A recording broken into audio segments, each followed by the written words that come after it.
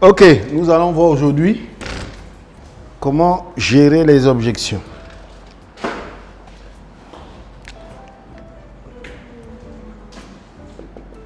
Comment gérer les objections?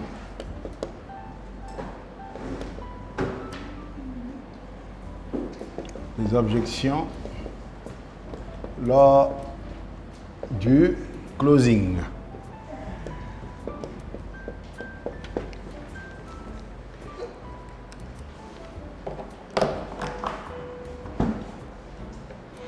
Il y a des questions par rapport à la dernière fois?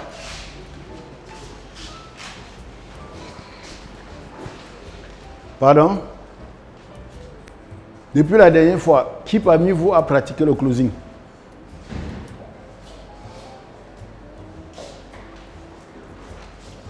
Qui a pratiqué le closing parmi vous? Je vous préviens, le closing, vous ne le maîtriserez que si vous le pratiquez. Il n'y a pas moyen de faire autrement. Et il n'est même pas question de demander si vous allez pratiquer le closing ou pas. Si vous ne pratiquez pas le closing, ça veut dire que vous ne faites pas de présentation. On avait dit que le closing, c'est quoi?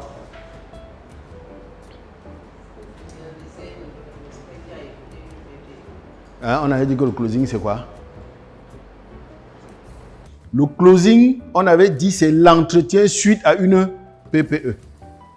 Si vous ne faites pas de closing, ça veut dire que vous n'avez pas fait de présentation. C'est tout. S'il n'y a pas de closing, c'est que vous n'avez pas fait de présentation. Attention, le closing, c'est deux types de présentation. Il y a le one-to-one et il y a la PPE. Parce que quand tu fais ton one-to-one, à la fin du one-to-one, tu lui demandes qu'est-ce que tu as le plus aimé dans ce que j'ai présenté. C'est le closing qui démarre. Si c'est une PPE, tu le reprends et tu demandes qu'est-ce que tu as le plus aimé dans ce qu'on t'a présenté. C'est le closing. Donc, conclusion, si vous n'avez pas fait de closing, c'est que vous n'avez pas fait de présentation. J'ai entendu les gens parler de Eagle ici. Eagle. Il y a les gens qui parlaient de Eagle ici. C'était pour dire que quoi? Pour Eagle. Et vous ne faites pas de présentation. Quelqu'un peut nous rappeler les conditions du Eagle?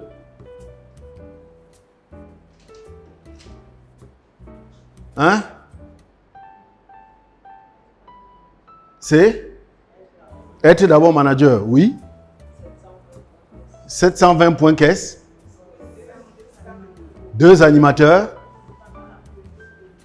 Et 100 nouveaux. Le plus compliqué, c'est les 100 nouveaux là.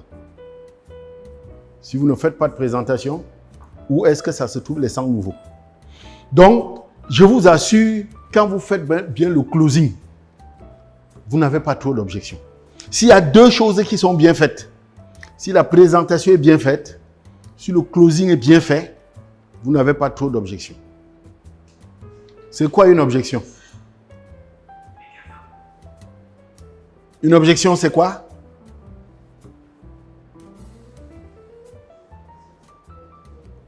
Bon, donnez-moi des exemples d'objections. C'est trop cher. Je n'ai pas le temps. Je n'ai pas l'argent. Ça va? Je ne connais pas. Je vais réfléchir. Je ne connais pas les gens. Voilà les objections. Oui.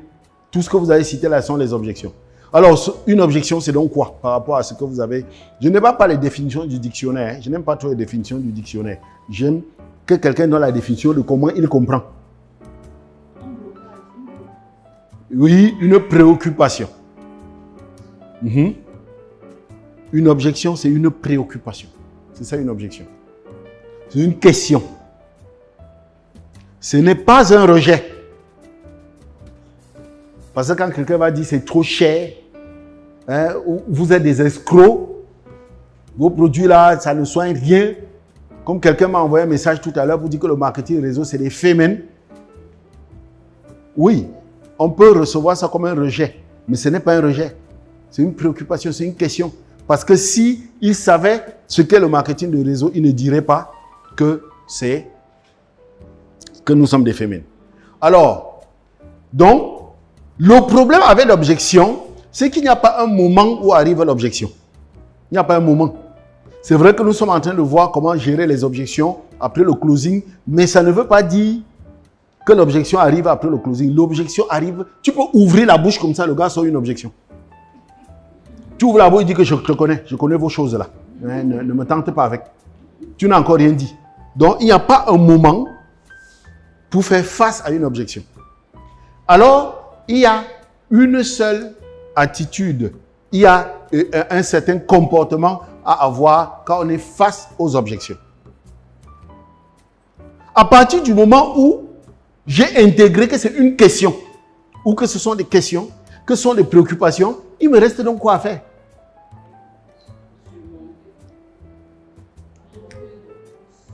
Apporter une réponse. Surmonter. Enlever les objections. Enlever, ça veut dire quoi? Lever, ça veut dire quoi? Répondre. Ce n'est pas surmonter, ce n'est pas une bagarre. Vous n'êtes pas en guerre. Il a une préoccupation. Il a une question. Alors, il est question pour toi d'apporter des réponses.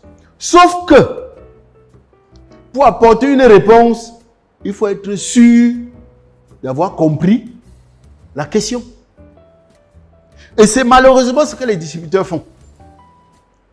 Quelqu'un vous dit, vos produits là sont trop chers. Vous commencez à lui expliquer que ce n'est pas cher. Vous commencez à sortir des comparaisons, vous commencez à expliquer. Non, tu es déjà en train de répondre. Mais la question, c'était quoi? C'était quoi la question? Toi, tu penses que quand il dit que c'est trop cher, est-ce que ça vaut la peine?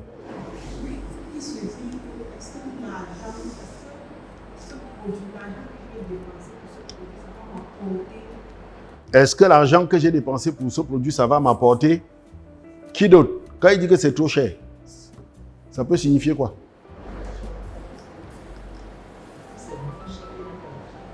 Qu'il n'a pas l'argent. Je vais remarquer tout simplement que voilà au moins 3 personnes qui donnent 3 interprétations différentes à c'est trop cher. Je vais donc savoir que la bonne interprétation, c'est laquelle? Mais la réponse que je donne alors par rapport à quoi? Elle pense que ça ne vaut pas la peine. Toi, est-ce que l'argent qui est debout vaut le produit? Elle, je n'ai pas l'argent. Mais la réponse que je donne donc, c'est par rapport à quoi? Voilà le piège principal dans lequel les distributeurs tombent. De donner des réponses sans s'assurer qu'ils ont compris la question. Donc, le premier travail à faire, c'est d'abord de comprendre la question avant d'apporter des réponses. C'est la première chose à faire. Alors, pour répondre aux objections, vous devez mettre votre tête dans un mécanisme. Il y a des étapes à franchir. Première étape, écoutez comme jamais auparavant. Écoutez comme jamais auparavant.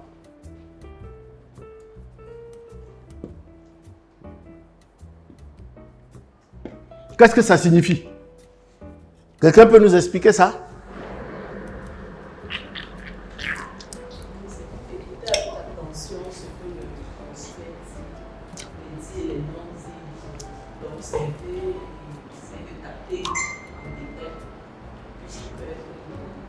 Oui. L'écoute, c'est toute une formation. L'écoute, c'est tout un mécanisme. Le problème que les gens ont, c'est qu'ils confondent écouter et entendre. Écouter et entendre, ce n'est pas la même chose. Et ici, vous devez comprendre, vous devez pratiquer l'écoute empathique. Que signifie l'écoute empathique? Empathie, c'est quoi? Oui. Il faut se mettre à la place de l'autre. Quand tu as deuil, quelqu'un vient au deuil, il est sympathique. Quand il pleure avec toi, il est empathique. C'est-à-dire, il comprend ce que tu comprends. Donc, quand on dit écouter ici, c'est de comprendre ce que l'autre est en train de comprendre. Comment la dame là, quand elle dit c'est trop cher, telle que je la connais, qu'est-ce qui peut expliquer qu'elle dise que c'est cher? Qu'est-ce qui peut expliquer qu'elle dise qu'elle n'a pas le temps? Je me mets à sa place. Alors, donc, écoutez entraîne prêter attention.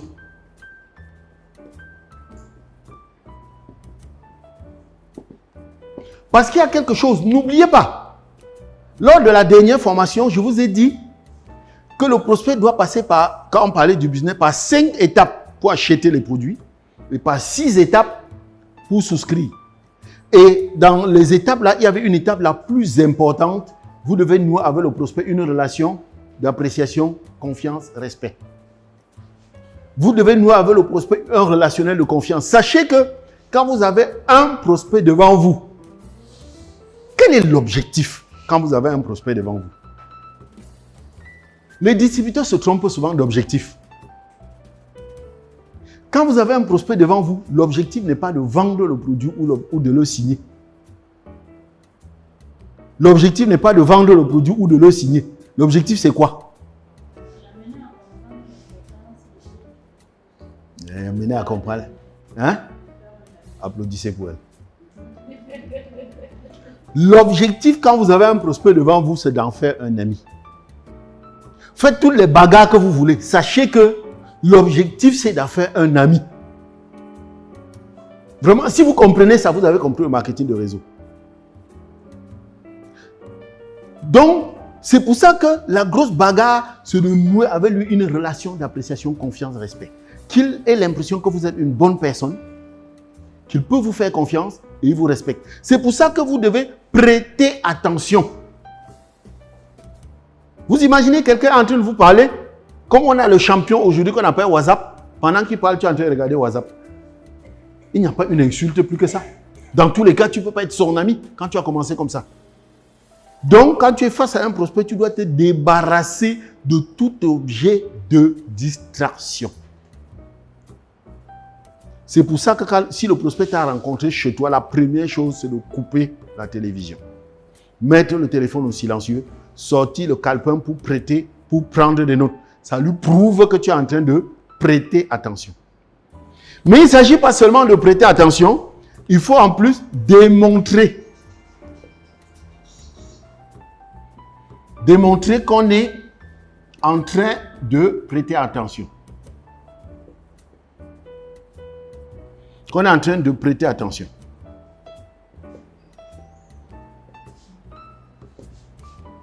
Parce qu'il faut qu'au moment où vous vous séparez, qu'il ait l'impression qu'il a rencontré une bonne personne. Le fait de sortir ton calepin pour prendre des notes, tu lui démontres que tu es en train de prêter attention. Le fait de le suivre dans ce qu'il est en train de dire, tu lui démontres. Par exemple, quand on dit prêter attention, il y a des gens qui croient que si je ne parle pas, ça veut dire que je suis en train de prêter attention. Vous êtes à la veille, à beaucoup de veillées, non? Vous avez vu le cadavre là parler une fois. Vous croyez qu'il est en train de prêter attention?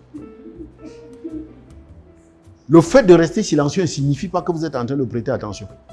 Mais on n'a pas aussi dit de bavarder. Parce que si vous... Oui, je ne te coupe pas. Les expressions que... Je ne te coupe pas. Hein, sans te couper. Ben bien sûr. Pour ajouter de l'eau à ton moulin. Non. Prêter attention, c'est souvent le relancer. Souvent faire des remarques. Tu dis quelque chose, ou il dit quelque chose. À un moment, il hésite un peu. Tu dis, je me rends compte que tu as hésité un peu. Ou bien, les mecs, tu dis, il y a quelque chose qui t'a blessé là. S'il te plaît, le dernier point là, je n'ai pas bien saisi. Est-ce que tu peux clarifier un peu? Donc, quand tu dis comme ça, il sait que tu avais lui. Que tu ne l'as pas laissé en cours de route. Il sait que tu avais lui. Donc, il faut écouter comme jamais auparavant. C'est le 1. 2. Jouer au détective.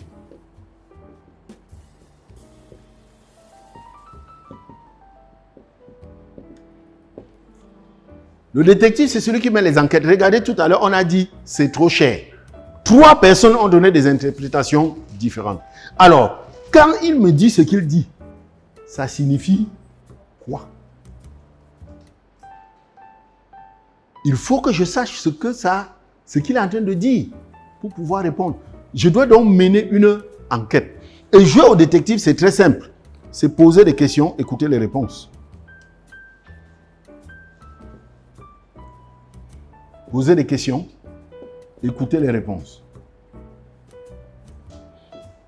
C'est pour ça qu'on a dit au début du closing que vous devez l'avertir, que vous devez lui poser des questions.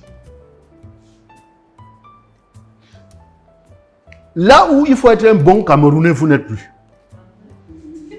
Vous savez qu'on dit que la particularité des Camerounais, c'est de répondre à une question, toujours pas une question, non. C'est vraiment ici qu'il faut le faire. En marketing de réseau, vous devez être un bon Camerounais. Il faut toujours répondre à une question, pas une question. Parce que quand on dit de jouer au détective, on ne vous dit pas de jouer au marabout. On ne vous dit pas de deviner. Il y a des distributeurs qui se donnent trop d'efforts. Ils croient qu'ils doivent deviner. Non, tu n'es pas là pour deviner. Tu es là pour découvrir. Vos produits là sont trop chers. C'est tout. Quand tu dis que c'est trop cher, ça veut... Ah non. Jamais dit par rapport à quoi. Appréciation, confiance, respect. Non, il ne faut pas... On est là pour gagner un ami. On n'est pas dans une guerre, on n'est pas dans une confrontation. On n'est pas dans une confrontation. Quand je lui pose une question, c'est vraiment une question pour comprendre. Ce n'est pas une question pour le contrarier. C'est pour ça que je dois toujours réfléchir. N'oubliez pas, tout est dans l'attitude. Vos produits sont trop chers. Je marque toujours une pause. Vous devez toujours pratiquer ce qu'on appelle le silence d'or. Je vous assure, si vous n'êtes pas habitué, c'est un silence qui va vous gêner. Parce que les êtres humains aiment bavarder, garder silence. Et vous allez voir que très souvent, quand vous êtes en train d'entretenir le downline et le prospect d'un de vos downlines, vous allez voir beaucoup de bêtises qu'il va faire. Parce que souvent, le prospect dit quelque chose, tu te tais. Il dit, oui, manager, attends, j'explique un peu. Il voulait dire que... Parce qu'il croit que ça t'a dépassé. Non, ça ne t'a pas dépassé. Tu es en train de démontrer au prospect que ce qu'il a dit est tellement important que tu as besoin de temps pour comprendre. Mais lui, il se précipite, il dit que non, il voulait dire qu'on t'a demandé quelque chose. Ou en retour, quand toi aussi tu poses la question au prospect, pendant que le prospect est en train de réfléchir, il répète. Il dit que le manager te demande que tu n'as pas bien compris. Non. Donc il faut marquer le silence d'or. Vos produits là sont trop chers. Tu accuses le choc. C'est un choc violent. Tu marques quelques secondes et après, waouh, tu viens de faire une remarque importante. Et j'avoue que ce n'est pas la première fois que j'entends ça. S'il te plaît, est-ce que tu peux m'aider un peu? Quand tu dis que vos produits là sont trop chers, qu'est-ce que tu entends par là? Qu'est-ce que ça veut dire? Je joue au détective. Je pose des questions. S'il répond, et ce n'est pas toujours clair pour moi, je pose encore une autre. Est-ce que tu peux encore donner plus de détails? Oui, dans ta réponse, tu as dit telle chose que je ne saisis pas très bien. Est-ce que tu peux clarifier un peu? Vraiment, écoutez, tu es vraiment en train de comprendre, de chercher à comprendre. Ce n'est pas un jeu. Tu n'es pas en train de jouer. Tu es vraiment en train de chercher à comprendre. Ce n'est pas parce qu'il a dit que vos produits là sont trop chers que tu vas vraiment croire que c'est une question de prix. Et c'est comme ça que tu tombes dans un piège, tu donnes des explications, il sort encore l'autre, tu donnes des explications, il sort encore l'autre, tu donnes des explications et finalement tu t'énerves. Finalement tu t'énerves. Et vous vous séparez bien sûr en queue de poisson. Tu viens de perdre un ami. Quand je dis là, ce n'est pas seulement pour vous. Hein. Moi-même là, ça m'arrive tout le temps. J'ai encore perdu un la semaine dernière. Il m'a tellement tourné. Finalement, ça m'a énervé. J'ai fermé les choses, j'ai plié mes bagages. C'est au moment où je veux prendre mon sac que je me rappelle quelque chose qu'on a dit aux objections. Qui était de demander sincèrement qu'est-ce qui te fait peur. Et j'ai posé cette simple question Et le gars m'a donné une réponse qui a expliqué tout ce qu'il était en train de faire avant. Sauf que j'avais apporté mon sac. Et on s'est donné rendez-vous jusqu'aujourd'hui, il ne l'a plus jamais vu. Donc si vous n'êtes pas vigilant aux objections, la tension va monter. Pour rien. Donc le gars m'a tourné, j'explique, il tourne, j'explique, il tourne. Finalement, quand je lui dis, mais qu'est-ce qui te fait peur? La réponse était très simple. Il me dit, j'ai déjà perdu beaucoup d'argent dans cette affaire-là. Ça faisait plus d'1h30 qu'on était ensemble, il n'a pas dit ça. Je dis que, donc là, si je comprends bien, tu as déjà fait le marketing et réseau. Il dit, j'ai fait dans 3 sociétés. C'est ça qui a expliqué tout, pourquoi tout ce qu'il fait, tout ce qu'il était en train d'expliquer. Tout simplement. Et c'est pour ça qu'on dit, quand vous avez un prospect devant vous, il faut vous assurer que vous êtes dans des dispositions pour l'écouter. Si vous sentez que vous ne pouvez pas écouter, renvoyez le rendez-vous. Ce jour-là, j'aurais dû renvoyer. Parce qu'on s'est vu en fin de soirée, j'étais épuisé. J'étais épuisé. Si vous sentez que vous n'êtes pas en forme, trouvez un prétexte pour renvoyer. Si elle avait vu le lendemain, ça aurait été différent. Donc faites attention. Vous devez poser des questions pour écouter les réponses. Et quand vous posez les questions pour écouter les réponses, si vous pensez que vous avez compris, le numéro 3, c'est clarifier. Clarifier. Clarifier pourquoi? Pour être sûr que ce que vous croyez avoir compris, c'est ce qui doit être. Et clarifier est très simple. Si je comprends bien, tu es en train de me dire que. Si je comprends bien, tu es en train de me dire que. C'est dit, c'est exactement ça. Ça veut dire que tu as compris. S'il dit non, pas exactement, tu dis alors, excuse-moi, ça veut dire qu'il n'est pas bien compris. Est-ce que tu peux clarifier encore un peu? Qu'est-ce que tu voulais dire exactement? C'est comme ça qu'on procède. Clarifier. Bien sûr, peut-être ce n'est pas dans cet ordre que ça va sortir, mais vous devez au moins connaître le mécanisme. Clarifier. Clarifier veut seulement dire, tu lui poses la question, si je comprends bien, tu es en train de me dire que. Voilà un exemple d'objection qui arrive tout le temps. Vos produits là sont trop chers. Waouh! Tu soulèves là un point important. Je dois avouer que j'ai souvent entendu ça, mais je n'avais pas pris la peine de comprendre exactement. Quand tu dis que vos produits là sont trop chers, ça veut dire quoi? Mais attends, je dois t'apprendre quoi? Ce n'est pas au niveau du Camerounais moyen. Même chose. Je marque un pas. Excuse-moi, quand tu dis que ce n'est pas au niveau du Camerounais moyen, qu'est-ce que tu veux dire par là? Mais je t'apprends quoi? Le SMIC au Cameroun, c'est combien? Le SMIC au Cameroun, c'est combien? Hein? Quel est le Camerounais qui gagne le SMIC qui peut acheter ça? C'est combien? 42 000, non? Et tu me parles d'un produit de 20 000. Il va faire comment pour acheter? Et c'est là où je sors le joker. J'ai réfléchi. Waouh, Georges. Depuis qu'on est ensemble, je n'avais jamais su. Hein? Donc, si je comprends bien, tu es en train de me dire que tu touches le SMIC. Mais non, est-ce que je parle de moi? Non, je ne parle pas de moi. Ah, excuse-moi, Georges. Ça veut dire qu'il y a une gaffe que je dois avoir faite. Je croyais que je m'adressais à toi, mais peut-être dans ce que j'ai dit, tu as plutôt pensé que je m'adressais à quelqu'un. Qu'est-ce qui, dans ce que j'ai dit, t'a fait croire que je m'adressais à quelqu'un qui touche le SMIC? Non, je voulais seulement dire qu'il faut dire à vos gens-là que quand ils fixent les prix, il faut qu'ils pensent aux Camerounais moyens. Merci pour la commission. Je vais faire la commission. Sauf que pour l'instant, je pensais que je devais d'abord finir avec le cas de Georges et avant de retourner à Forêt, va porter la mission. Donc tu es en train de me dire que les produits là, c'est trop cher pour toi. Non, non, ce n'est pas ce que je suis en train de dire. Ce n'est pas que c'est trop cher pour moi. C'est parce que en réalité, vous ne pensez pas au Camerounais moyen. Et en ce qui te concerne, comme ce n'est pas trop cher pour toi, ça veut dire qu'on peut faire ta commande alors? Non, non, non, pas tout de suite. Bon, qu'est-ce qui empêcherait que tu consommes ces produits étant donné que tu as les moyens d'acheter? Non, vous savez, en fait, j'ai un problème avec vos produits-là. Le problème, c'est que quand tu commences, tu ne t'arrêtes pas.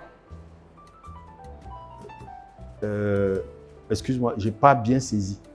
Qu'est-ce que tu veux dire par quand tu commences, tu ne t'arrêtes pas? Attends, tu es un ancien en forêt, voilà, je t'apprends. Tu connais que vos produits-là, quand on prend, la maladie finit, mais dès qu'on arrête, la maladie revient. Ah, ok, je n'avais pas su ça. Donc, tu es en train de me dire que quand tu avais un problème, tu as pris les produits Forever, la maladie a baissé et quand tu as laissé ses revenus. C'est bien ça? Mais non, ce n'est pas ce que je suis en train de dire. Je ne dis pas que j'ai pris. Ah, excuse-moi, j'ai mal compris. Alors, si tu n'as pas pris, qu'est-ce qui s'est donc passé pour que tu dises que quand les produits là, quand on prend, ça baisse? Non, mon ami Jean, on a donné, on a acheté, ils ont dépensé près de 2 millions pour donner les produits là à leur mère. Chaque fois, on prenait, ça baissait, après on laisse, ça revient. Elle a même fini par décéder. Waouh! Donc ils avaient acheté les produits 2 millions. Et ce jour-là, tu avais vu comment ils achetaient? Vous aviez acheté ensemble? Oui, j'étais à la maison quand c'est venu. C'était dans quoi ces produits-là? C'était dans le nylon, hein?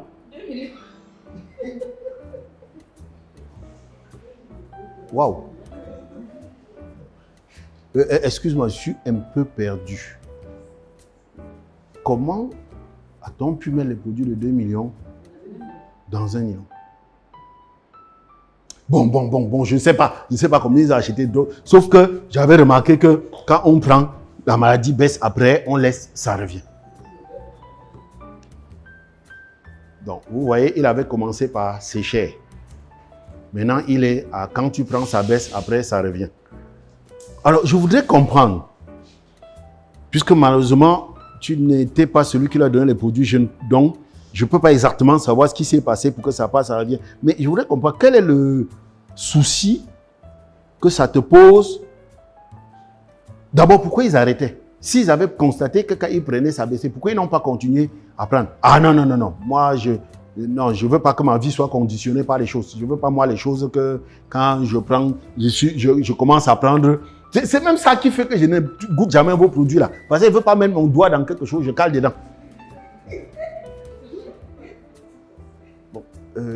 Excuse-moi, est-ce que tu peux bien m'expliquer? Quand tu dis mettre ton doigt dedans, tu cales dedans, ça veut dire quoi? Non, j'aime ma liberté. Je ne veux pas les choses qui vont conditionner ma vie. Ah, ok. Si je comprends bien, ce que tu es en train de me dire, c'est que ce qui t'empêche de prendre les produits là, c'est que tu as peur d'en devenir dépendant. C'est bien ça? Oui, c'est ça. Je ne veux pas, moi, les choses qui créent la dépendance. Imaginez quand il a commencé à dire que vos produits sont trop chers, je commence à lui expliquer que ce n'est pas cher. Ça résout quel problème? Son problème, c'est la dépendance. Il a commencé par c'est cher parce qu'il croyait que ça allait me bloquer. Donc faites attention quand vous donnez des réponses. Donc il faut clarifier. Vous avez vu, j'ai dit si je comprends bien plusieurs fois. Je dois dire si je comprends bien autant de fois jusqu'à ce qu'il dise oui, c'est ça. Tant qu'il n'a pas dit oui, c'est ça, je vais recommencer. Ok, est-ce que tu peux encore expliquer? Ok, si j'ai bien compris cette fois-ci, tu es en train de dire que jusqu'à ce qu'il dit oui, c'est ça. Maintenant, s'il dit oui, c'est ça, il y a le numéro 4. Reconnaissez la validité de l'objection. Reconnaissez la validité de l'objection.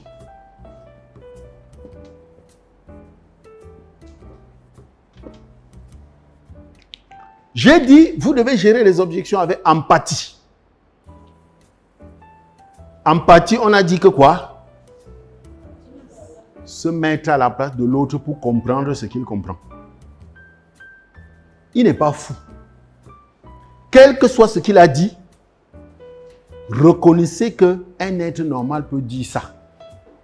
Même s'il a dit, comme j'ai déjà vu, vos produits là, ce qui m'énerve dessus, les produits là, on ne peut jamais prendre. Ça tue les gens. Comment ça? Le père de mon ami a fait 6 ans de maladie. Vos gens sont venus bavarder, là on lui a donné les produits 3 mois après, il est mort. Alors qu'il tenait depuis 6 ans. Je dois reconnaître la validité de l'objection. Reconnaître la validité de l'objection ne veut pas dire que je suis d'accord avec lui. Ça ne signifie pas reconnaître la validité de l'objection, ça ne signifie pas être d'accord. Reconnaître veut dire reconnaître que quelqu'un de normal peut dire ça. C'est pour ça que quand je dis, si je comprends bien, tu es en train de dire qu'il dit, oui, c'est exactement ça, je dois dire seulement, ok, je comprends. Je comprends. Je comprends. Je comprends ce que tu ressens. Parce qu'on peut dire, il dit non, ce qui m'énerve dans vos produits là, c'est la dépendance. Je lui dis donc, ton problème c'est que, il dit oui, je ne veux pas que ma vie dépende de quelque chose. Il dit que vraiment Georges, tu mélanges les choses. Hein. Tu crois que les produits Forever là, c'est les produits qui sortent de New Bell, ça vient de l'Amérique. Hein. Faut pas croire que tu parles de dépendance dans quoi là? C'est pas n'importe quoi, hein. C'est parce qu'on a ramassé au quartier. Hein. Ça, c'est une des pires façons de gérer l'objection. Tu dis, ah, je comprends maintenant. Je comprends. Et c'est même normal. C'est même normal parce que pendant que tu gères l'objection, il y a beaucoup de choses qui se passent dans ta tête. Tu vas te demander, pourquoi il fait ça? Pourquoi il dit ça? Et dès qu'il donne l'explication, tu dis, ah, ok, ça devient clair. Je comprends. Je comprends maintenant. Je comprends pourquoi tu disais ce que tu dis. Je comprends pourquoi tu peux penser que. Je comprends. Je comprends ce que tu ressens. Moi-même, j'aurais ressenti la même chose si j'avais eu les mêmes données que toi. Ou si c'est quelque chose que tu as déjà vécu, tu dis que moi-même, j'avais ressenti la même chose. Pour quelqu'un comme moi, quand il dit qu'il n'a pas le temps, je le comprends. Parce que quand j'ai commencé Forever, je n'avais pas le temps. Je comprends ce qu'il ressent. Quand il dit que les produits sont chers, je le comprends. Quand j'ai commencé Forever, je suis prof, hein? Je suis prof, n'oubliez pas. Je devais prendre l'argent ou jusqu'à acheter un produit à 20 000. Non, comment? L'argent que tu prends, ça finit après une semaine et demie. Tu vas prendre l'autre ou jusqu'à acheter le produit. Donc quand il dit, s'il me dit que c'est cher, je le comprends. Donc je comprends ce que tu ressens. Ou alors si je n'ai pas vécu, je dis, je comprends ce que tu peux ressentir parce que si j'avais été mis dans les mêmes conditions, j'aurais ressenti la même chose que toi. C'est ça, reconnaître la validité de l'objection. Et ce n'est que maintenant que je réponds à la 5e étape. Répondre. C'est quand même extraordinaire. Dès que les distributeurs sont face à une objection, ils répondent. Ça veut dire directement, tu tombes au numéro 5. Il y a 5 étapes à franchir pour arriver là. Répondre. Et il faut faire attention. Là où il y a aussi une autre confusion, c'est que les distributeurs confondent répondre et donner la solution. Ce n'est pas la même chose. Ce n'est pas la même chose. Répondre et donner la solution, ce n'est pas la même chose. Répondre, donner la solution fait partie des réponses. OK? Donc, donner la solution est une partie des réponses. C'est un élément de réponse, mais ce n'est pas la réponse. La réponse, c'est beaucoup de choses. La réponse, vous pouvez vous entendre sur quelque chose. Répondre, ce n'est pas donner la solution. Dans la réponse, on peut donner la solution, on peut s'entendre sur quelque chose, on peut renvoyer la balle dans son camp, etc., etc. Ah, maintenant, je te comprends. Je comprends exactement ce que tu voulais dire. Je comprends ce que tu ressens. Et maintenant, je me rends compte que par rapport à ce que tu dis là, il n'y a que toi qui peux apporter la solution. Face à ça, tu penses qu'on peut faire comment? Voilà une réponse. Face à ça, tu aurais décidé quoi? Les femmes qui viennent se plaindre chez vous que leur mari les tape, vous répondez très mal. Quand une femme te dit que son mari la tape, à la fin, tu dis seulement que ouais, tu penses alors faire comment? Tu vas lui donner la réponse que quoi? Hein, au lieu de faire comme Vraiment, c'est vous les femmes qui font que les hommes nous manquent le respect ici dehors. Tu dis que si c'est moi, je suis encore là, tu fais quoi? Donc, est-ce qu'elle t'a dit qu'elle voulait divorcer? Elle t'a dit que son mari la tape, c'est tout.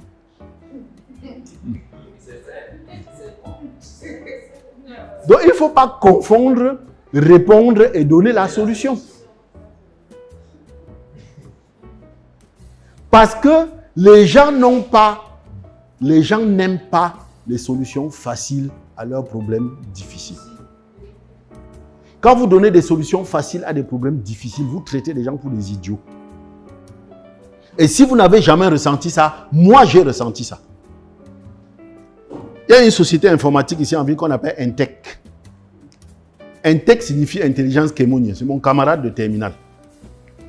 Le gars il était bon, c'est-à-dire qu'il était toujours premier. Il y avait des fois, tu cherchais un exercice pendant 2 mois. Jour et nuit, tu déposes, après tu viens, tu cherches encore. Un jour, le cours fini, tu cours derrière Kémonier Robert. Tu dis que ouais Robert, je voulais te donner l'exercice que tu fasses à la maison. Il fait comme ça, il prend. Il regarde, il lit. Il dit, tu as essayé telle chose? Tu dis non, il dit, va essayer ça. Et c'est la solution. C'est la solution. Tu te sens frustré. Depuis 2 mois, tu es sur quelque chose, le gars ne s'est même pas assis, il s'est mis debout. Imaginez comment vous vous ressentez. Donc, ne donnez pas les solutions faciles aux problèmes difficiles des gens. S'il avait fait les objections à l'époque, il devait comprendre qu'il faut qu'il prenne, il rentre à la maison avec. Et le matin, il vient te dire que bon, voilà. Que tu comprends au moins qu'il a travaillé sur ça la nuit. Mais le gars reste debout. Il est en train de marcher. Hein. Il regarde comme ça.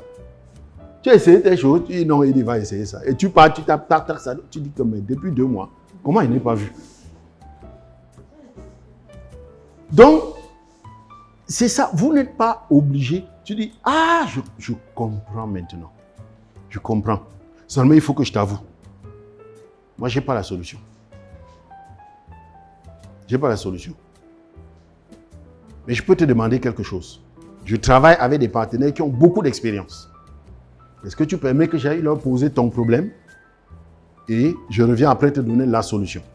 Pratiquez ça. Ça marche. Ça permet de vendre. Oui. Même si tu connais, tu dis qu'attends, je vais aller demander à mes gens. C'est d'ailleurs ce que le marabout fait. Quand il dit qu'attends, je consulte les esprits. C'est ce qu'il fait. Donc, il prend, il part, il revient. Je comprends. Et c'est vrai que je n'ai pas la solution à ton problème tout de suite, mais je pense que si tu pars sur ce site-ci, va sur le site si tu regardes. Il y a un élément sur ce site qui traite de ton souci. Prends ce livre, tu lis. Il y a un chapitre de ce livre qui traite de ta préoccupation.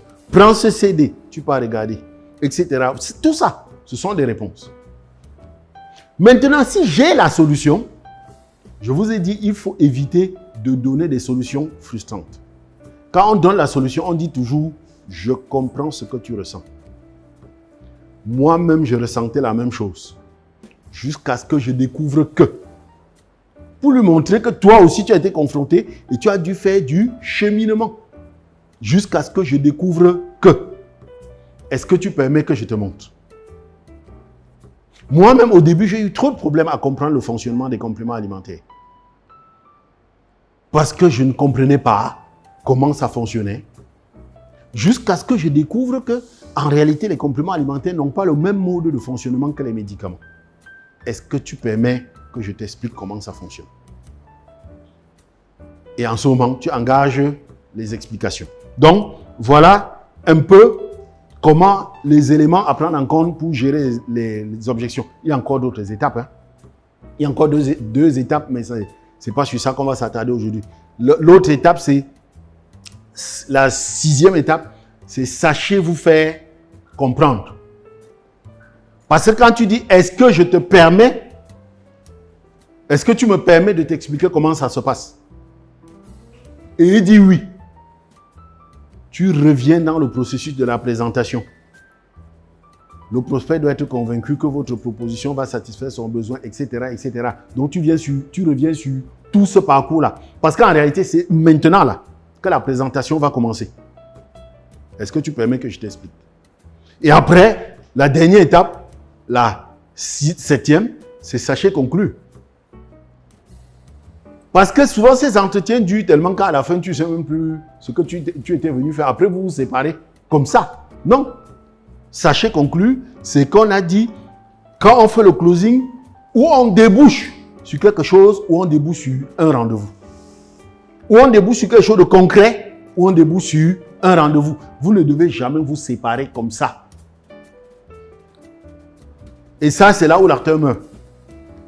Parce que moi-même, des fois, on bavarde tout ça, après on se sépare. C'est après qu'il dit que mais le type là, il va encore le voir quand. Non. Ou on débouche sur quelque chose, ou on débouche sur un rendez-vous. Mais à 95%, on doit déboucher sur un rendez-vous. Alors maintenant, on va essayer de voir concrètement quelques cas d'objection.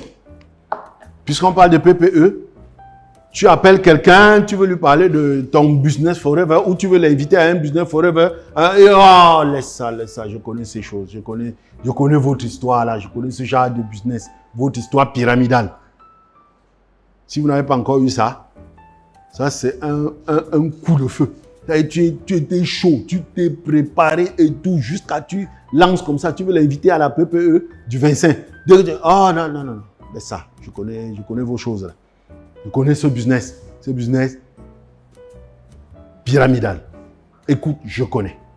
Alors, donc, sachez déjà que quand quelqu'un dit « je connais », ça veut dire que dans ta démarche, il a déjà compris de quoi il s'agit. Enfin, il a vu dans ta démarche, il a deviné que c'était quelque chose qui a trait au marketing de réseau. C'est pour ça qu'il dit « je connais ». Maintenant, comment est-ce que tu gères ça? Dans le même processus, hein? C'est le même mécanisme. Donc, quand il dit « je connais », alors, il faut appliquer le processus. Tu peux dire « ok, très bien. Est-ce que tu peux m'éclairer un peu? Est-ce que tu peux me donner quelques informations?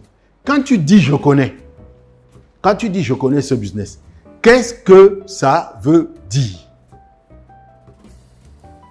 Est-ce à dire que tu as déjà fait ce business? Est-ce à dire que tu as déjà entendu parler de ce business? Est-ce à dire, qu'est-ce que ça veut dire exactement? Donc, vous allez voir qu'il y aura 3 catégories, ou bien 2 catégories, ou bien 3, je ne sais plus, qui vont se dégager. Est-ce que tu as déjà vu? Est-ce que tu as déjà entendu? Est-ce que tu as déjà fait? Est-ce que tu peux me donner quelques détails? Quand tu dis « je connais », qu'est-ce que ça veut dire? Est-ce à dire que quelqu'un t'en a déjà parlé? Donc, et quand tu dis, va lui demander qu'il te donne des détails, et alors il va dire « non, laisse tomber, vraiment, laisse tomber. J'ai une copine qui a fait ça et j'en ai souffert. Tout le temps, elle m'invitait à leur séminaire, elle me parlait de ses produits, un produit par-ci, produit par-là. Tu étais même obligé de l'esquiver. » Ah, ça y est. Donc, maintenant, tu comprends pourquoi il dit « je connais ». C'est quelqu'un qui a été une victime de harcèlement, des gens qui ont fait le marketing de réseau et qui se sont comportés comme des vendeurs.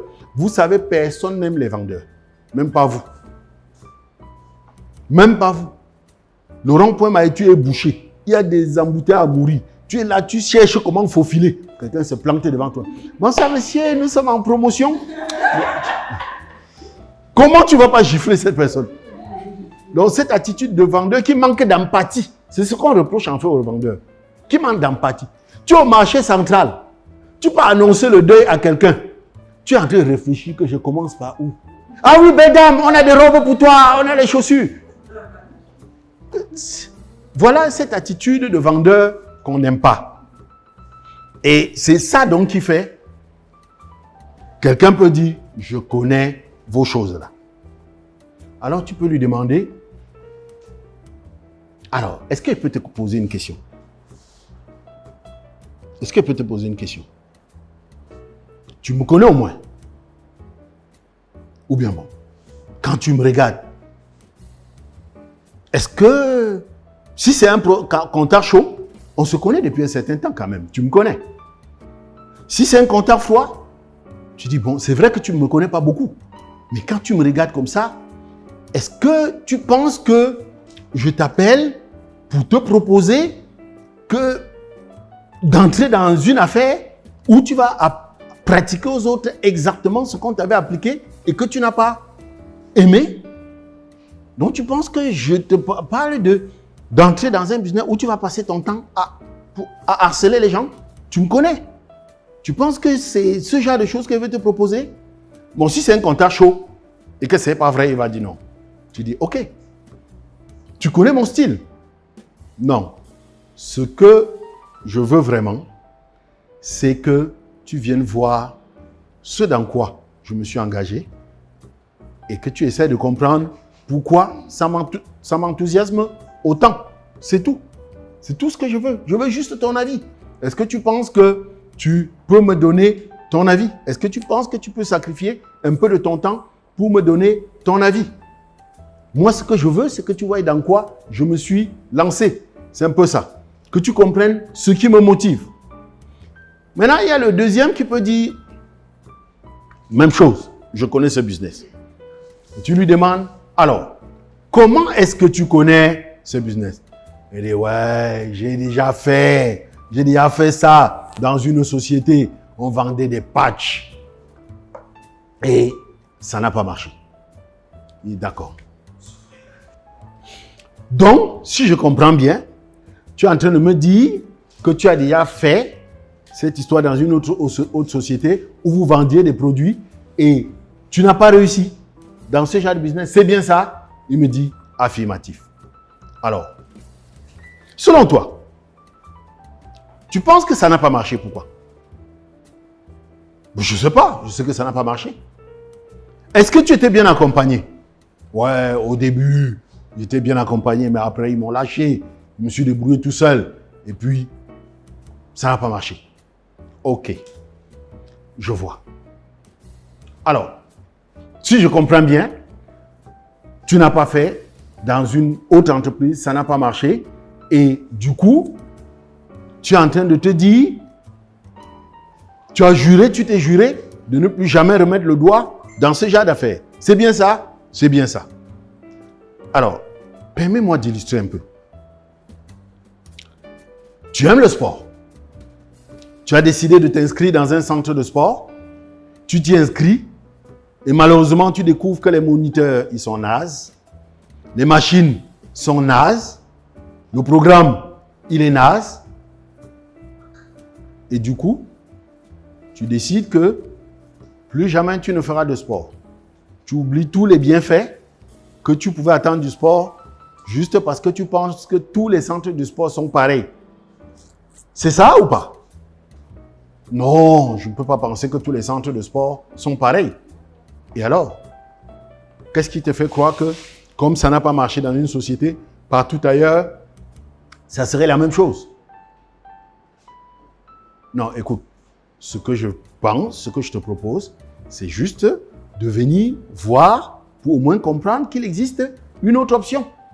Est-ce que tu penses que tu peux dégager un peu de temps pour venir voir une autre façon de faire, une autre proposition? Question pour toi d'avoir des éléments de comparaison. Je veux juste que tu vois dans quoi je me suis lancé. Je pense que ça va te plaire. Mais si à la fin ça ne te plaît pas, il n'y a pas de souci. Mais au moins là, tu pourras tirer la conclusion par toi-même. Toujours un autre cas, oui, je connais ce genre de business. Même question, tu connais ce genre de business parce que tu l'as déjà fait ou bien parce que tu en as entendu? Non, on m'a déjà invité. Oh là là, on m'a invité, il y avait une femme de vente qui bavardait, elle parlait, ça a duré des heures, ils sont là, ils se vantent, ils sautillent comme des cabris. Non, vraiment, je ne veux plus me retrouver dans ce type d'histoire. Et puis, j'ai constaté là-bas que c'est des affaires pyramidales où on passe tout le temps à dire que tu amènes les gens, tu les empiles et tu t'enrichis. Non, je ne veux pas m'enrichir sur le dos des autres. Ok. D'accord. Je comprends. Mais attention. Quand tu parles de pyramidal, tu ne parles pas de quelque chose d'illégal quand même. Mais bien sûr, tu connais cette histoire, ce genre de montage où on se fait de l'argent sur le dos des autres. Bah oui, parce que moi, je te parle du réseau, je ne te parle pas de pyramide. C'est deux choses différentes. Le réseau, il est légal et la pyramide, c'est quelque chose d'illégal. C'est une arnaque. Et si tu as été vigilant, tu t'es certainement rendu compte que ce genre d'arnaque, ça ne dure pas beaucoup. 6 mois ou 1 an tout au plus, mais rarement 3 ans. Moi, je te parle d'un système qui existe depuis 45 ans. Tu te dis que depuis 45 ans, je suis dans une arnaque et personne n'a découvert? Non, franchement, je veux juste que tu viennes voir. Tu viens voir ce que nous faisons, ce dans quoi je me suis engagé et peut-être sur place, certainement sur place, tu te rendras compte que c'est quelque chose de vraiment légal. Je pense que ça va te plaire, mais si à la fin, ça ne te plaît pas, il n'y a aucun souci. Donc, est-ce que je peux compter sur toi? Ok. Donc, voilà, par exemple, comment répondre à c'est une pyramide, je connais. L'autre objection qui vient tout le temps, je n'ai pas d'argent pour démarrer. C'est vrai qu'avec la nouvelle façon de faire le closing, c'est pratiquement quelque chose qui est en train de disparaître. Donc, je n'ai pas d'argent, ce n'est plus un souci. J'espère que vous savez comment on gère ça. Donc, je n'ai pas d'argent. Vous savez comment on gère, non? Non, si vous ne savez pas, vous demandez à la mère, là, à Florence. Donc, je n'ai pas d'argent pour démarrer. Je n'ai pas de sous. Écoute, essaye de me clarifier quelque chose. Tu es en train de me dire que l'argent que tu as actuellement, tu ne peux pas l'injecter dans ce business, ou tu es en train de me dire que tu n'as pas d'argent du tout. Non, je suis en train de te dire que je n'ai pas d'argent du tout. Si je comprends bien, tu me dis que tu ne vas pas démarrer parce que tu n'as pas d'argent du tout. C'est bien ça? Ben, c'est bien ça, je n'ai pas d'argent. Puisque c'est la suite du closing. Ok, tout à l'heure, tu m'as dit que tu es agent commercial dans cette société depuis 3 ans. Nous sommes le 20 du mois et tu n'as déjà plus d'argent. Je suppose donc que le 20 du mois prochain, ça sera pareil. Le 20 du mois suivant prochain, ça sera pareil. Et c'est souvent comme ça ou pas? Que le 20 du mois, tu n'es plus du tout d'argent. Effectivement, c'est comme ça que ça fonctionne. Alors, essaye de m'éclairer. Tu comptes rester dans cette situation de manque d'argent jusqu'à quand? Tu n'as pas d'argent. Ça fait longtemps que tu n'as pas d'argent. Et apparemment, tu vas continuer à ne pas avoir d'argent le mois prochain, le mois suivant prochain et le mois d'après. Tu comptes donc rester dans cette situation de manque d'argent combien de temps? Parce qu'il est question de l'amener à réagir.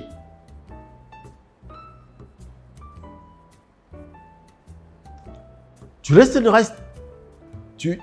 comptes rester dans cette situation du manque d'argent combien de temps? Mais qu'est-ce que tu veux que je fasse? Je n'ai pas d'argent, je n'ai pas d'argent.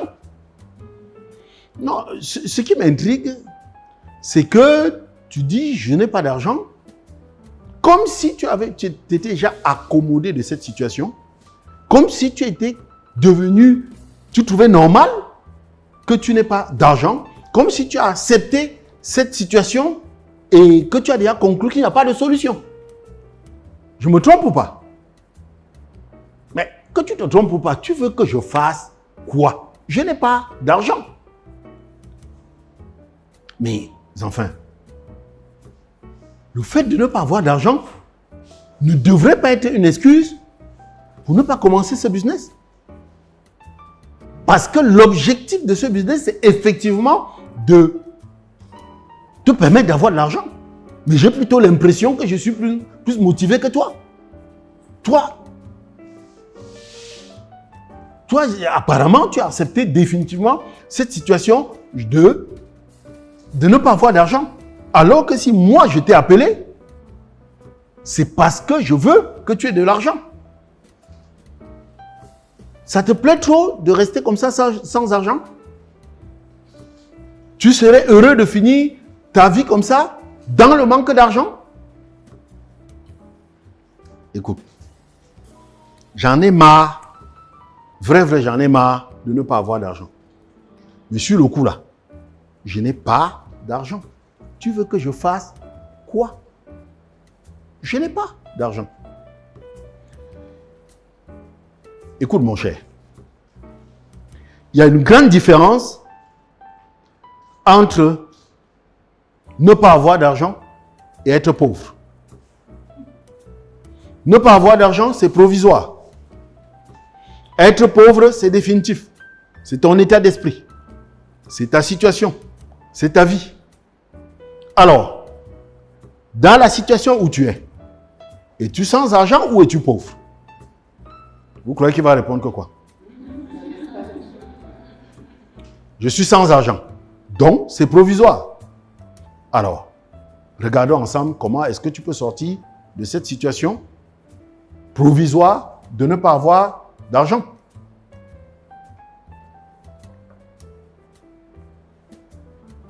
Comment est-ce qu'on peut faire pour que les choses changent? Je n'en sais trop rien. Je n'en sais trop rien. Écoute, dans la situation où tu es, si c'est une situation que tu n'aimes pas, il faut bien que tu fasses quelque chose pour que la situation change. Es-tu motivé pour changer la situation? Oui, je suis motivé. Alors, regardons ensemble comment est-ce qu'on peut sortir de cette situation. Et en ce moment, donc, tu lui sors les différentes options de commencer sans argent. Parce que j'espère que vous savez qu'aujourd'hui, on peut bien commencer Forever sans argent. C'est une découverte que je viens de faire. Je suis très content de cette découverte.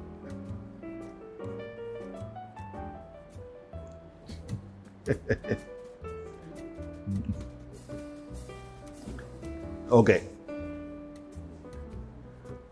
Donc, voilà le sans argent. Vous ne savez pas comment on peut commencer?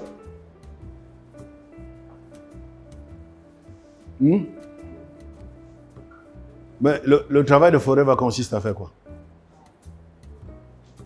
À recommander le produit aux personnes qu'on connaît.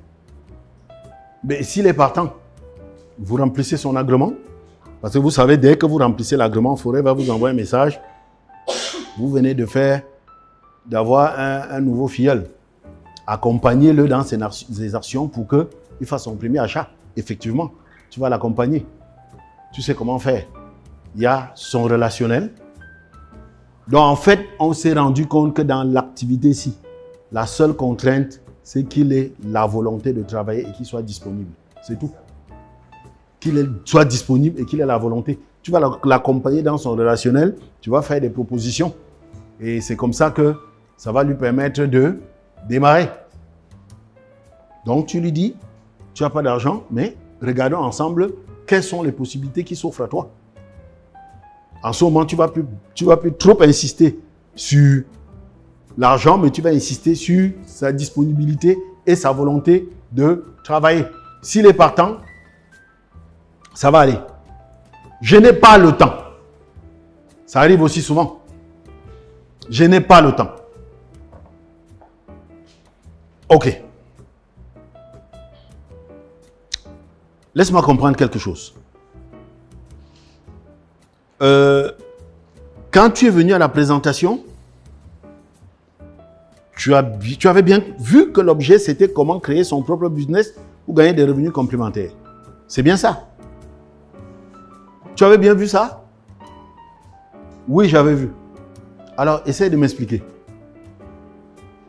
Quand tu dis que tu n'avais pas le temps, dans ton esprit, tu te disais que tu vas créer une entreprise. Comment créer une activité? Comment si tu n'as pas le temps? Mais je ne suis pas en train de mentir. Je sais que je n'ai pas le temps. C'est la vérité. Mais tu connais mes journées. Tu sais que je sors tôt et je rentre tard. Je n'ai pas le temps. C'est plutôt clair, non? Ok. Bon. Alors, essayons de voir. Quand tu dis tu n'as pas le temps, ça signifie quoi exactement? Je ne te comprends pas. Tu sais que je travaille, tu sais à quelle heure je sors et tu sais à quelle heure je rentre. Ok. Et après le travail, il y a quoi? Ben, j'ai mon sport. Et après le sport, ben, je suis père de famille. Je suis en famille avec les enfants. Très bien. Si je comprends bien, ça veut dire que si Dieu fait grâce, l'année prochaine, l'année prochaine, dans 3 ans, dans 4 ans, tu auras toujours ton travail, tu auras toujours ton sport, tu auras toujours ta famille. C'est bien ça? C'est bien ça. Super. Si je me trompe, tu auras toujours également les soucis que tu m'as cités tout à l'heure. Ben, je suppose. Alors, comment on gère ça? Parce qu'il t'a dit tout à l'heure que, enfin, dans le closing, il t'a expliqué ses insatisfactions. Tu vas citer ces insatisfactions. Ça veut dire qu'après ça, tu seras toujours dans ton studio, tu ne pourras pas toujours écrire ton enfant dans la main, tu ne pourras pas... C'est bien ça? Tu veux qu'il fasse quoi? Non, le problème, c'est moi, pas moi, c'est toi. C'est tout simplement que je vois que quand tu parles de « je n'ai pas le temps », tu en parles avec tellement d'aisance que je me dis que tu t'es accommodé à ne pas avoir le temps. Tu fais comment pour être quelqu'un pour tant aimer ne pas avoir le temps? Mais non, ce n'est pas que je n'aime pas avoir le temps, mais c'est que je constate que je n'ai pas le temps. Hein? Et tu aimerais que les choses changent ou pas? Mais bien sûr que je veux que les choses changent. Alors, qu'est-ce que tu fais pour que ça change? Mais tu veux que je te dise quoi? Je ne sais pas. Si je savais comment faire changer les choses, j'aurais déjà changé. Alors, est-ce que tu permets qu'on regarde ensemble? Essayons d'analyser ensemble comment est-ce que on peut trouver du temps. Donc, une fois de plus, tu t'assois avec lui, tu analyses son emploi de temps. Dans tous les cas, nous sommes dans la gestion des objections. Qu'est-ce qu'on est en train de chercher en réalité? On cherche en réalité à découvrir si les blocages qu'il dit, c'est quelque chose qu'il voit comme étant des vrais blocages ou si c'est seulement des prétextes. Parce que souvent, il sort des objections juste pour retarder le moment de passer à l'action. Et c'est comme ça que tu vas voir que chaque chose que tu vas proposer, il va toujours trouver autre chose. Parce que il dit, je n'ai pas d'argent. Tu lui montres même qu'on peut démarrer sans argent. Et tu fais le planning avec lui, tu dis, voilà comment on va faire. C'est OK, il dit, c'est OK. Tu dis, alors, on signe ton agrément tout de suite et on fait le planning pour démarrer. Il dit, non, pas tout de suite, tu vois, il faut que... Il y a encore quoi? Et c'est là où tu sors le joker. Quand tu vois que tu as bien géré les objections, tu as apporté des réponses. S'il continue à tourner, alors tu sors la vraie objection. Entre nous, sincèrement, dis-moi, qu'est-ce qui te bloque? Quand tu vois que malgré tes efforts, il est toujours en train de tourner en rond. Qu'est-ce qui te bloque? Tu as peur de quoi exactement? Et là, il va te sortir quelle est la vraie objection? Qu'est-ce qui lui fait peur, hein? Et là, il va te dire, écoute, bon, tu vois, c'est vrai que tu as dit que tu vas m'accompagner, mais ce qui ne me plaît pas trop dans votre affaire, c'est qu'il faut courir après les gens, on perd toute sa dignité, on se retrouve pratiquement en train de supplier les gens. Ou alors il va te dire, oui, mais tu vois, tel que tu as expliqué dans votre affaire là, ce qui m'embête, c'est qu'il faut d'abord acheter les produits. Et ça pose quoi comme problème? Mais oui, c'est des produits qu'il faut vendre quand même. Et si après, je n'arrive pas à vendre, qu'est-ce qu'on fait? Parce que tu as expliqué que dans votre affaire là, tu lui dis non. Après, tu expliques, je vais t'accompagner, on va faire ensemble, tu ne seras jamais seul, etc. Alors, on signe. Pas tout de suite. Mais qu'est-ce qui te bloque? Oui, mais peut-être que tu as expliqué, je vois que, oui, même si j'ai les produits, tu dis, tu vas m'accompagner pour présenter aux gens. Mais les gens là, je vais les prendre où?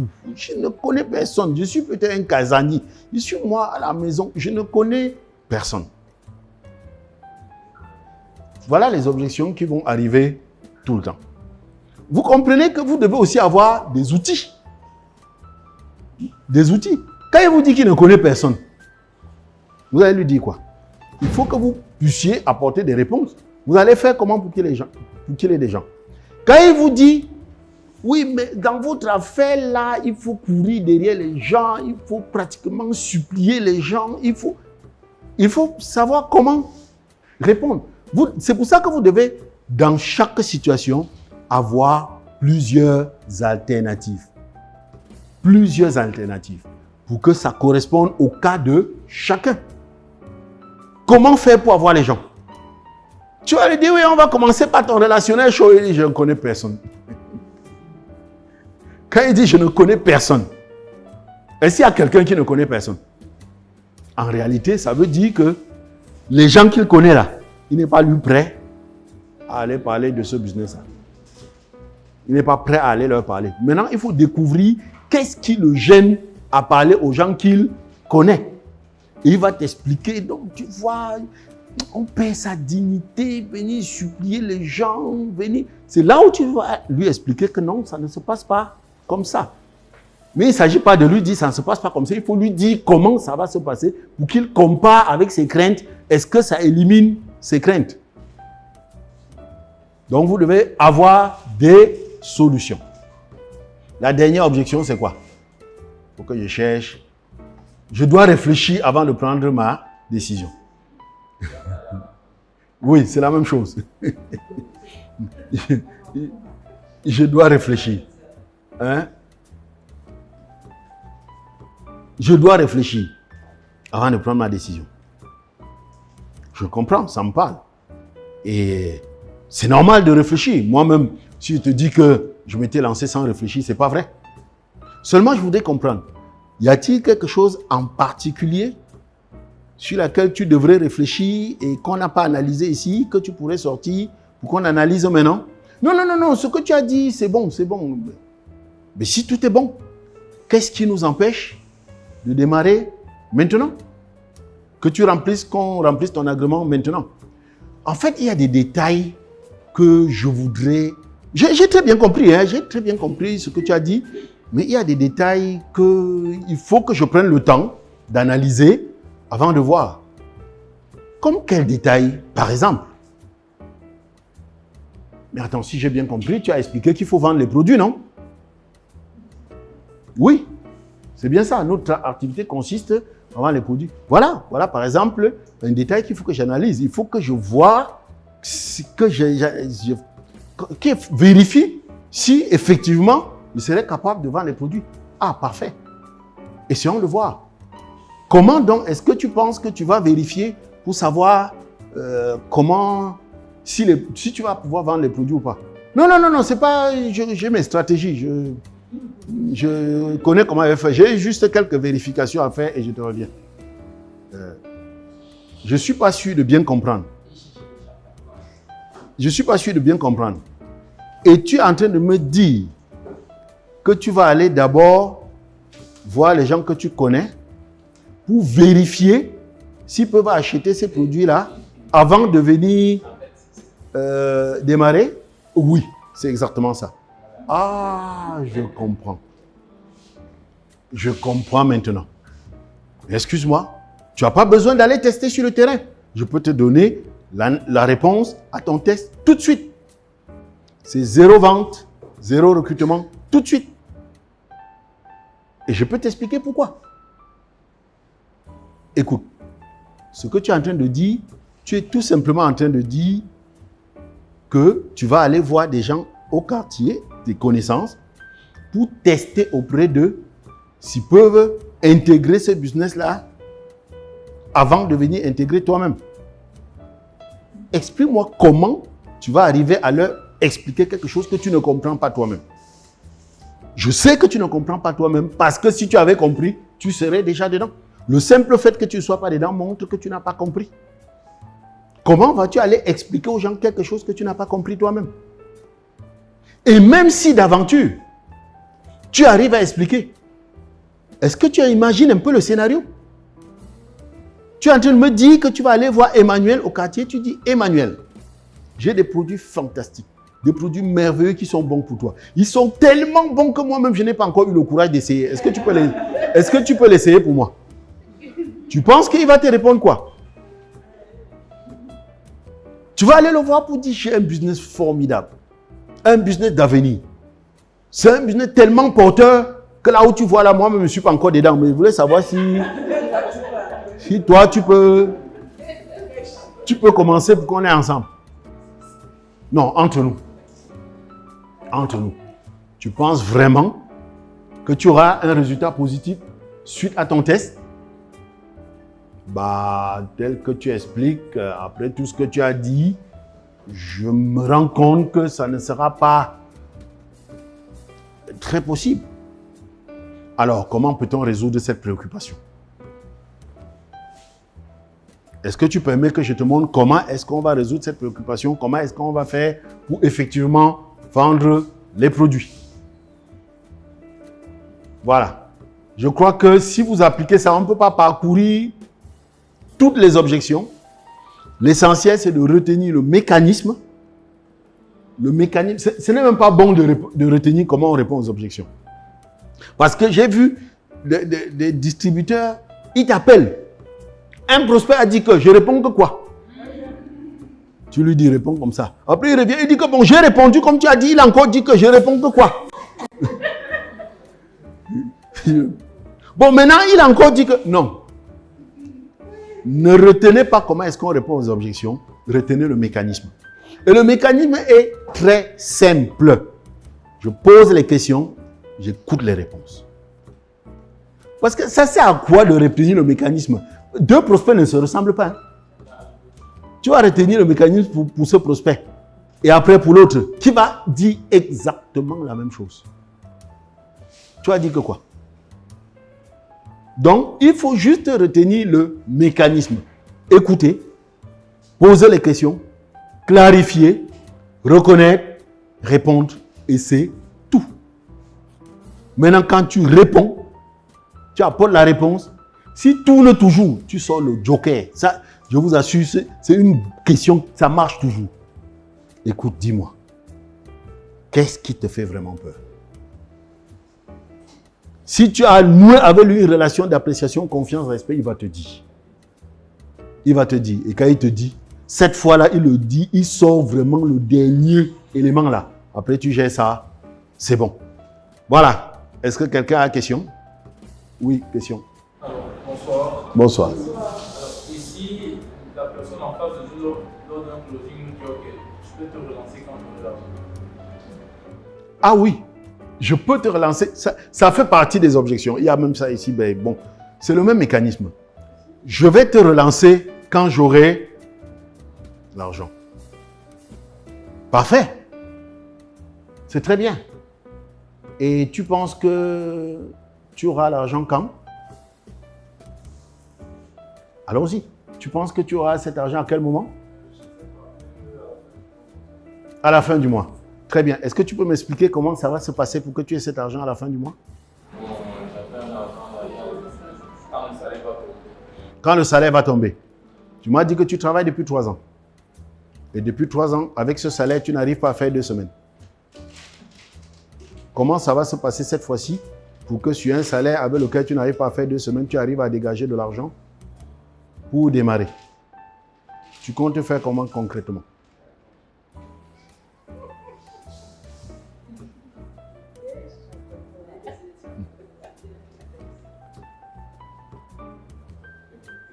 Est-ce que tu penses qu'en faisant la même chose que tu fais depuis 3 ans et tu n'arrives pas à avoir suffisamment d'argent pour déménager, pour, je cite tout ce qu'il a dit là, tu es en train de m'expliquer que tu vas continuer à attendre exactement ce que tu attends depuis 3 ans et qui ne te permet pas d'inscrire ton enfant dans la... Tu vas faire exactement la même chose et trouver la même chose qui ne te permet pas d'avoir suffisamment d'argent, et cette fois-ci, tu vas trouver suffisamment d'argent pour venir démarrer ce business?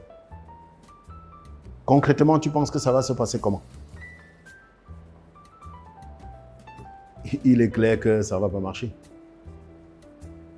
Et si tu ne penses pas qu'il vaut mieux qu'on regarde ensemble comment est-ce qu'on pourrait faire pour que tu démarres effectivement cette activité maintenant, sans attendre un salaire, sans attendre ton salaire qui jusqu'ici ne t'a pas permis de mettre quelque chose de côté? Tu ne penses pas qu'il vaut mieux qu'on regarde comment est-ce que concrètement on peut procéder autrement?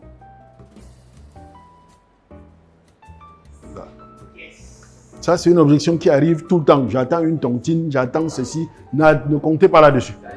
Après, tu l'appelles une grosse. Oui.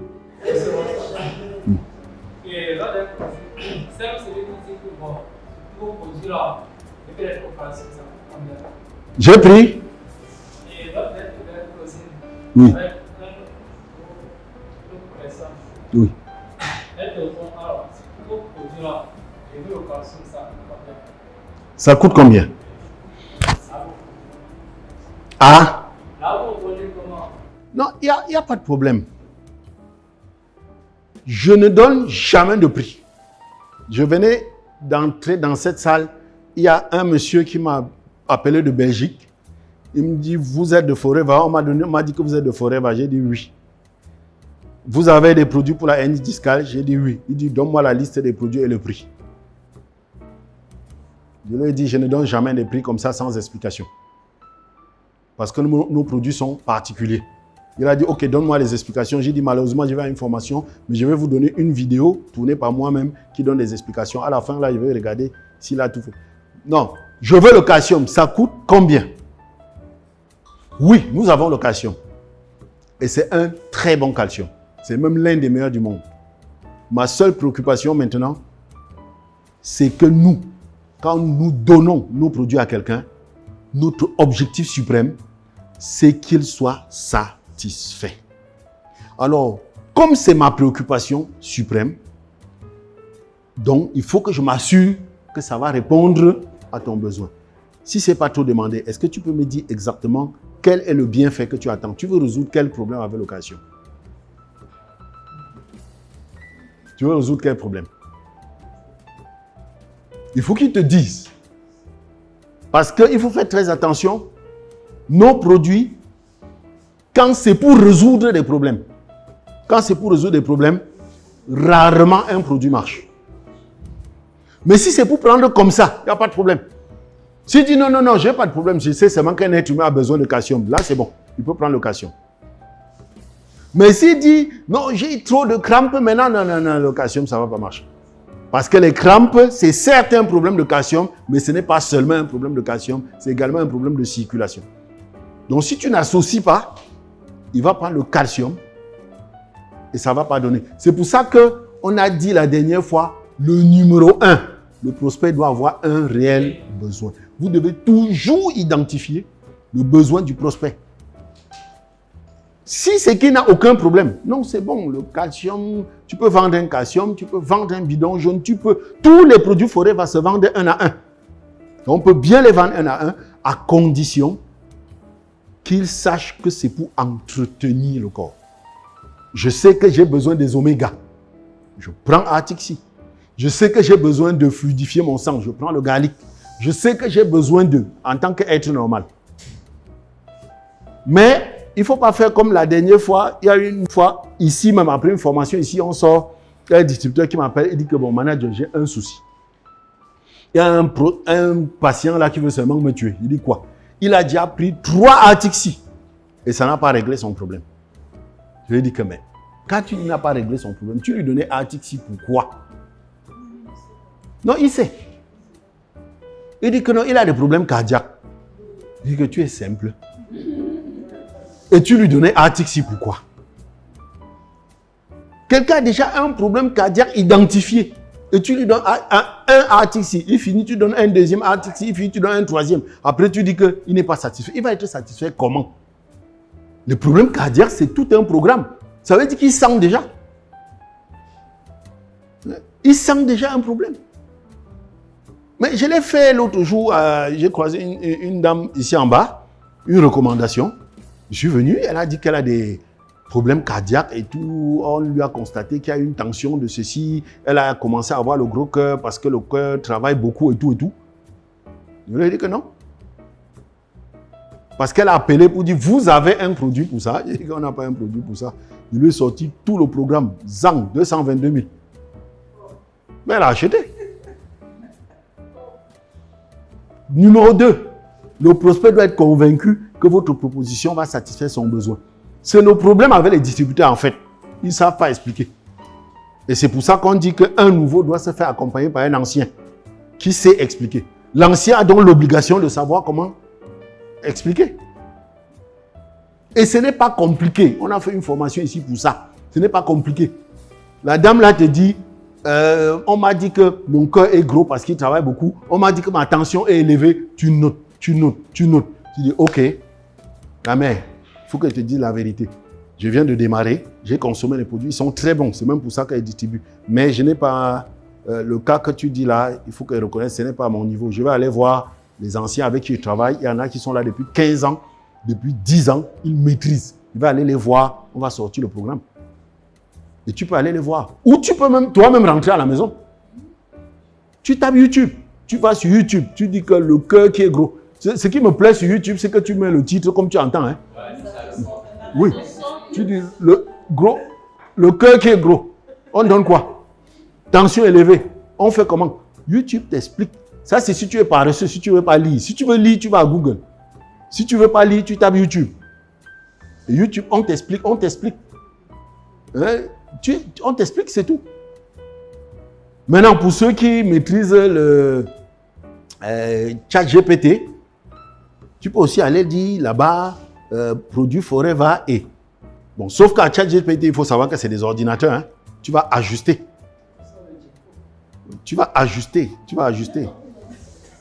Oui. Quand tu tapes à Google, produit Forever et tel problème, sache que tu vas tomber sur les programmes des distributeurs. Ce sont les distributeurs qui ont mis. Donc, il faut en plus ajuster. Donc, il faut maîtriser vous-même ce qu'il faut. Il faut maîtriser. Ce sont les distributeurs qui ont mis ça sur Google. Ok. C'est bon, non? J'ai toujours du mal à connaître comment répondre à celui qui ne veut pas. Comment ils sont différents. Le fait de prendre les être dépendant. Être dépendant. Ce n'est pas compliqué. Il n'y a pas deux façons de gérer les objections. Ne cherchez pas à savoir comment est-ce qu'on répond à telle objection. Cherchez à savoir comment on répond aux objections. Je ne veux pas être dépendant. Vraiment, il y a souvent, je pose même des questions bêtes. Hein? Et que quand tu dis ne pas être dépendant, ça veut dire quoi? Il dit, je ne veux pas moi prendre quelque chose tout le temps. Je lui dis que mon frère, quand tu prends tout le temps, ça te pose quoi comme problème, non? Que si tu dois prendre tout le temps, ça te pose quoi comme problème? Et il va m'expliquer. Non, je ne veux pas quelque chose que je suis contraint. En fait, la dépendance, si tu poses la question, je ne veux pas prendre quelque chose tout le temps, tu demandes, mais quand tu prends tout le temps, ça te dérange en quoi? Il dit que, comment ça en quoi? Tu sais que l'excès nuit, non? L'excès de toute chose nuit. Je dis, bon, quand tu dis que l'excès nuit, ça veut dire quoi?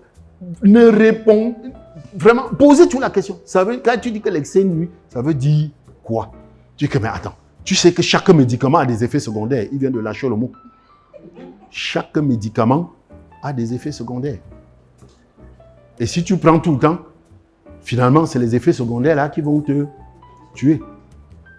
Tu dis, mais quand tu parles des effets secondaires, jusque-là, tu le tortures. Quand tu parles d'effets secondaires, ça veut dire quoi? Il dit, mais les effets indésirables, non? Il dit, mais quoi, exemple? Il dit, mais chaque médicament, on sait que chaque médicament, ça soigne. Et, si je comprends bien, ça veut dire que, comme tu sais que les médicaments font comme ça, tu penses que ce que je vais te donner, ça va faire la même chose. Mais bien sûr, bien sûr. Qu'est-ce qui te fait croire que je vends les médicaments? Parce qu'il ne faut jamais oublier ça. Beaucoup pensent que nous vendons les médicaments. Qu'est-ce qui te fait croire que... Mais attends, ce sont les médicaments, non? Donc si je comprends bien, tu penses que nos produits sont des médicaments. C'est bien ça? C'est bien ça. Maintenant je comprends. Je comprends. Je comprends. Si tu penses que c'est les médicaments, je comprends. C'est normal. Moi-même, si je pense que j'ai mis beaucoup de temps à faire la différence, j'ai mis beaucoup de temps avant de découvrir que ce n'était pas des médicaments. Donc, je comprends pourquoi tu as cette préoccupation. Moi-même, j'avais pensé la même chose jusqu'à ce que je découvre que, en réalité, nos produits ne sont pas des médicaments, c'est plutôt des compléments alimentaires. Les compléments alimentaires ont un mode d'action totalement différent des médicaments. Est-ce que tu permets que je t'explique ce que c'est que les compléments alimentaires? Il va dire oui. Et là, maintenant, tu lui expliques les compléments alimentaires. Ça, c'est au cas où il pense que trop prendre va créer des problèmes. Mais dépendance peut signifier autre chose. C'est pour ça que j'ai dit, il ne faut pas chercher à savoir comment on répond à une objection. Cherchez à savoir comment on répond aux objections. Et vous n'aurez plus de problème. Vous n'aurez plus de problème. Bien, je crois que là, c'est vraiment fini.